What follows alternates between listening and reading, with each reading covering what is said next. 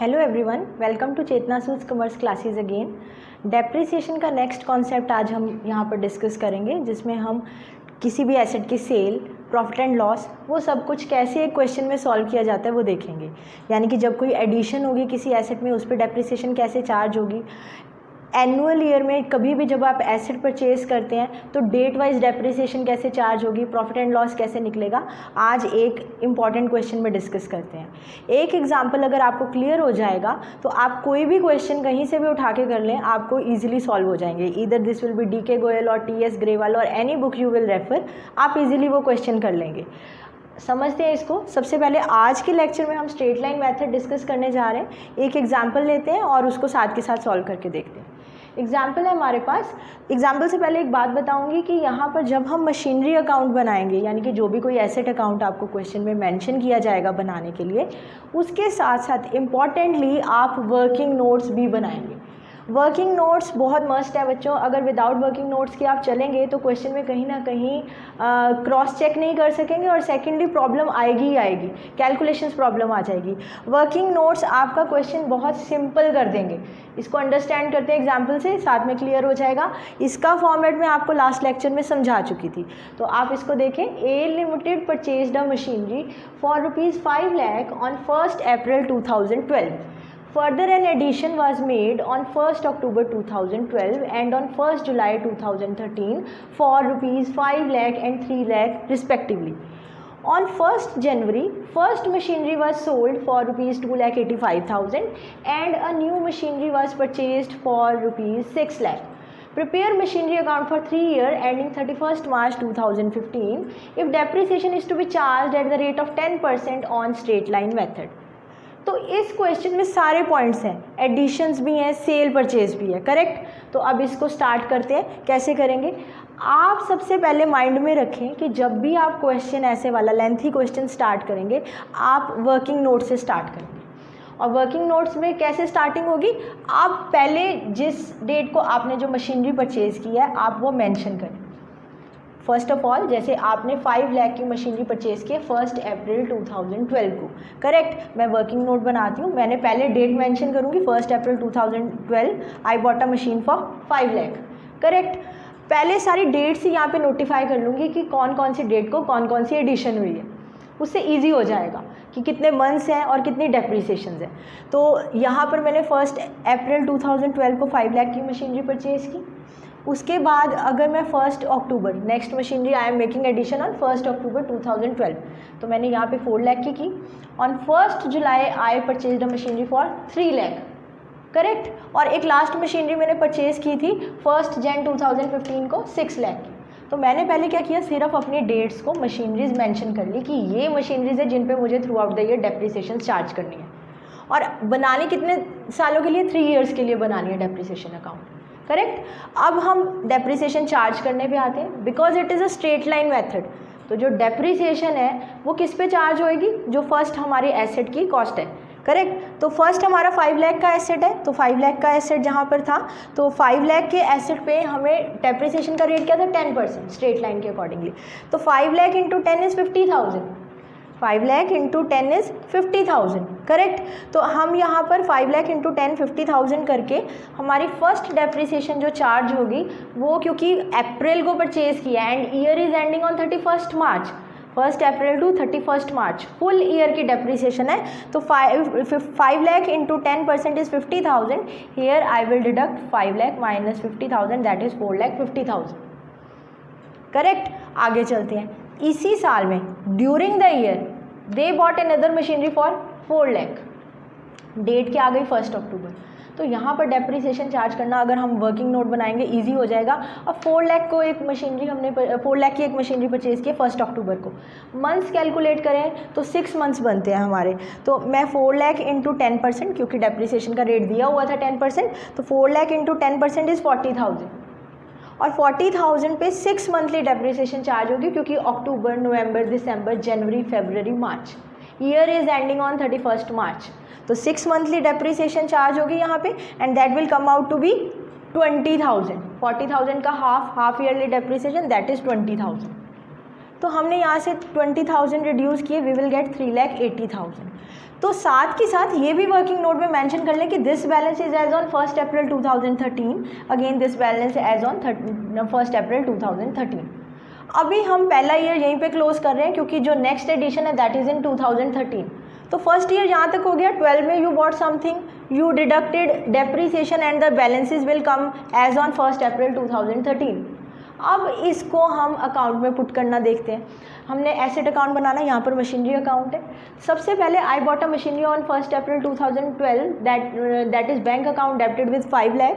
During the year 1 October 2012 another machinery was bought for 4 lakh, तो again bank account debited 4 lakh। ये ledger posting है simple इसकी, correct. यहाँ पर 2 depreciations charge हुई थी हमारी, 20,000 हुई थी एक ड्यूरिंग द ईयर और एक 50,000 हुई थी। फर्स्ट एसेट की 50,000 हुई थी और सेकंड की 20,000 हुई थी। तो 50 + 20 total depreciation as on 31 March 2013 that will be charge is 70,000। इधर का टोटल हुआ जी 9 lakh। 9 lakh में से 70,000 you will deduct, you will get 8,30,000। तो यहाँ पर एक ईयर क्लोज हो गया, 31 मार्च 2013 तक एक ईयर क्लोज हो गया। एक और वर्किंग नोट्स के साथ क्रॉस चेक हो जाएगा कि कैलकुलेशन सही है कि नहीं। तो आप क्या करें, ये जो वर्किंग नोट में आपके जो बैलेंसेस बचेंगे like 4,50,000 this is as on 1 April 2013 plus 3,80,000 as on 1 April 2013। 4,50,000 plus 3,80,000 इन दोनों को प्लस करें, अगेन यू विल गेट 8,30,000। तो वर्किंग नोट की हेल्प से आपको आपकी कैलकुलेशन में प्रॉब्लम नहीं आएगी, चेक लग जाएगा कि हाँ यहाँ तक का बैलेंस ये आ रहा था और करेक्ट है, हमारा क्वेश्चन सही जा रहा है। तो 830 is my balance that is carry down. Next year के लिए that will become brought down. और next year we bought another machinery during the year that is on 1 July 2013 for 3 lakh। तो यहाँ पर मैंने 3 lakh मेंशन कर दिया उसको, करेक्ट। अब इसको वर्किंग नोट में फिर आ जाते हैं क्योंकि ट्रीटमेंट हमेशा वर्किंग नोट की हेल्प से ही दें, आपको इजी लगेगा। तो अब यहाँ पर 4,50,000 में से इस पर्टिकुलर एसेट की during the year full year की डेप्रिसिएशन जो चार्ज हुई दैट इज़ 50,000, क्योंकि स्ट्रेट लाइन है तो 50 का 50 ही रहने वाला है। तो 50,000 चार्ज करके you will get balance on 1 April 2014 that is 4 lakh। और यहाँ 3,80,000 माइनस 40,000, पहले 20 किया था क्योंकि हाफ ईयरली डेप्रिसिएशन लगी थी। Depreciation is 40,000 straight line method से 40 ही आएगी, बट हमने ड्यूरिंग द ईयर परचेज किया था, हाफ ईयरली डेप्रिसिएशन चार्ज हुई थी। अब फुल ईयर की डेप्रिसिएशन चार्ज होगी इस टाइम पे, तो 40,000 पूरी चार्ज हुई एंड वी गेट 3,40,000। इसी साल में we bought another asset for 3 lakh, उस पर स्ट्रेट लाइन के अकॉर्डिंगली डेप्रिसिएशन चार्ज करेंगे। अगर आप 1 जुलाई से 31 मार्च तक के मंथ्स काउंट करेंगे यू विल गेट 9/12, 9 मंथ्स बनते हैं वो। तो 9 मंथ्स के अकॉर्डिंगली डेप्रिसिएशन विल बी 22,500। तो यहाँ पर आपने 22,500 डिडक्ट करने, यू विल गेट 277,500। तो 13 to 14 के बीच में 3 बैलेंसेज आए, 277,500, 3,40,000 एंड 4 lakh, ये 3 बैलेंसेज आए हमारे पास, करेक्ट। अब इसको फिर से अकाउंट में पुट करके देखते हैं। तो हमारे पास ब्रॉट डाउन था 8,30,000 जो कैरी फॉरवर्ड हुआ था, एक ड्यूरिंग द ईयर जो परचेज़ की हमने मशीनरी वो यहाँ पर पुट की। डेप्रिसिएशन 3 एसेट्स की लगी, यहाँ पर 50 लगी, 40 लगी और 22,500 की डेप्रिसिएशन चार्ज हुई। Total depreciation will be 112500। और यहाँ को सिंपली इसको प्लस किए, 1130 आया, उसमें से ये डेप्रिसिएशन डिडक्ट की, I got the balance of 1017500, correct. अब ये बैलेंस यहाँ से भी चेक होगा हमारा कि ये बैलेंस हमारा कब आया, 31 मार्च 2014 को। तो हम यहाँ पर चेक करते हैं, क्लैरिफाई करते हैं।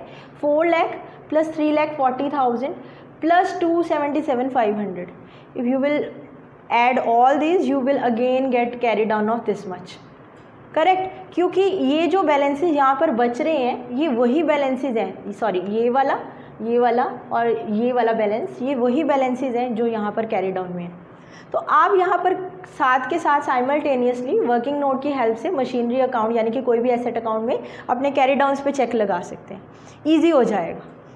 अब नेक्स्ट ईयर भी आते हैं। अब बहुत इंपॉर्टेंट पॉइंट है यहाँ पर, जब हम कोई एसेट सेल कर देते हैं नेक्स्ट ईयर में 1 Jan 2015 को हमारा first asset, very first asset sale हो रहा है, दैट इज़ फॉर 2,85,000। अब इसकी वर्किंग देखते हैं हम, ये कैसे होगा। हमारा एसेट बचा था 4 lakh का, एज ऑन 1 अप्रैल 2014। तो इस पे डेप्रीसिएशन 1 अप्रैल से लेके, ये सेल कब हो रहा है 1 जन को, 1 अप्रैल से 1 जन को, तो 9 मंथली डेप्रीसिएशन लगी, क्योंकि हमने एसेट कहाँ से कहाँ तक यूज़ किया, 1 अप्रैल से किया जनवरी तक यूज़, फुल ईयर तो यूज़ किया नहीं, वहाँ पर जाके ये सेल हो गया। तो 1 अप्रैल टू जैन तक के मंथ्स काउंट करें तो आपको मिलेंगे 9 मंथ्स। तो मैंने क्या किया 50,000, क्योंकि स्ट्रेट लाइन से 50,000 बन रही थी, इंटू 9/12। तो इस पर्टिकुलर टाइम की डेप्रिसिएशन कितनी आई 37,500। तो इसको माइंड में रखें, जब तक जहाँ तक आप सेल कर रहे हैं उस डेट तक कितने मंथ्स बनते हैं वहाँ तक की डेप्रिसिएशन कैलकुलेट करें, ईजी रहेगा। और अगर आप ऐसे पार्ट्स करके चलेंगे तो वैसे भी डेप्रिसिएशन आपको वर्किंग नोट्स में ईजी हो जाएगी। तो 50,000 पे 9 मंथली डेप्रिसिएशन आपने चार्ज की तो वो कितनी आ गई 37,500। तो मैंने इसमें से डेप्रिसिएशन डिडक्ट की तो मेरे पास आया 362,500। अब मेरा कितने का सेल हो रहा था 2,85,000 का, तो बैंक करके मैंने यानी कि सेल कर दी 2,85,000 की। अब ये कॉमन सेंस है कि अगर मेरा एसेट बचता इतने का है और सेल लेसर वैल्यू पे हो रहा है, एसेट था कितने का 362,500 का, सेल कितने पे हो रहा है लेसर अमाउंट पे हो रहा है, दैट इज़ 285,000। तो बैलेंस जो बचा वो मेरा लॉस हुआ, क्योंकि कोई चीज़ मेरे पास इतने की पड़ी थी और कम पे चली गई तो that is loss for me. अगर इस वैल्यू से अबव पे जाता तो प्रॉफिट हो जाता। तो यहाँ पर ये क्या निकल के आ गया लॉस, करेक्ट। तो ये 3 इयर्स भी यहाँ पर क्लोज हो गए। इस वाले एसेट पे ऑर्डिनरी जैसे डेप्रिसिएशन 40,000 थी, क्योंकि ये सेल परचेज नहीं हो रहा, कुछ भी नहीं हो रहा इसमें, तो 40,000 डेप्रिसिएशन लगी, तो इसका बैलेंस 3 लाख बचा। इस वाले पे 30,000, क्योंकि पहले हमने मंथली डेप्रिसिएशन लगाई थी 9 मंथ्स की लगाई थी, बट इस साल फुल ईयर की डेप्रिसिएशन चार्ज होगी तो यहाँ पर पूरी डेप्रिसिएशन चार्ज हो गई। और लास्टली यहाँ पर इसकी भी अब मंथली डेप्रिसिएशन, क्योंकि this asset we bought on 1 Jan 2015, तो उस accordingly Jan Feb March 3 monthly depreciation charge होगी इस पर। तो 6 लाख इंटू 10% पहले निकाला, दैट इज़ 60,000। 60,000 पे हमने 3 मंथली चार्ज की, दैट इज़ 15,000। तो ये इसका बैलेंस बच गया है 5,85,000। अब फिर से इनको देखते हैं कि मशीनरी में कैसे पुट किया हमने यहाँ पर ब्रॉड डाउन निकाला था अपना 1017500, ये पहले किया। ड्यूरिंग द ईयर एक और मशीनरी परचेज की थी 6 लाख की, तो वो यहाँ पर 6 लाख पुट कर दिए, करेक्ट। अब डेप्रिसिएशन देखते हैं। डेप्रिसिएशन जो हमारी यहाँ पर आई थी, एक आई हमारे पास 37,500 की, ये तब तक ही है जब वो सेल हो रहा था, तो इसकी 37,500 हो गई, इस ईयर की 40,000 हो गई, दिस ईयर की 30,000 and this last one is 15,000। तो ये सारी डेप्रिसिएशंस हमने यहाँ पर ले ली, 37,500, 40,000, 30,000 and 15,000। Total of depreciation is 1,22,500 जो हमारे अकाउंट में एज ऑन 31 मार्च जाएगा। अब बैंक में कितने का सेल हो रहा है, तो ये डेप्रिसिएशंस अलग होंगी। ये जो 31 मार्च वाली डेप्रिसिएशन है ये दिस वन है, और ये 37,500 वाली depreciation this is on 31 Jain, correct. इसी तरह से जो बैंक को सेल हो रही है that is also on 31 Jain.